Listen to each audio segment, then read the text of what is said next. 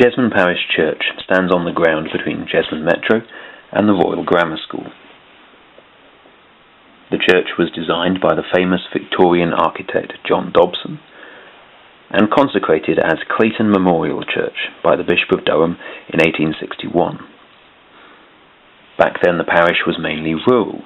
The church stands near the bottom left-hand corner of this map. Many men have served as vicars at the church, and the incumbent is the Reverend David Holloway, who has been the vicar since 1973.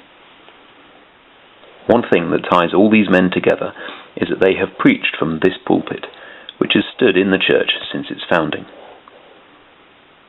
Made by a local carpenter, the pulpit was donated to the church when it was built.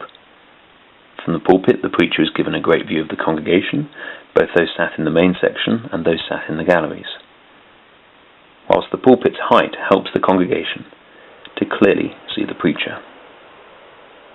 A lot has changed around Jesmond Parish Church, most notably the building of the metro and the central motorway. But in all this, the pulpit has stood steady and been preached in for over 150 years.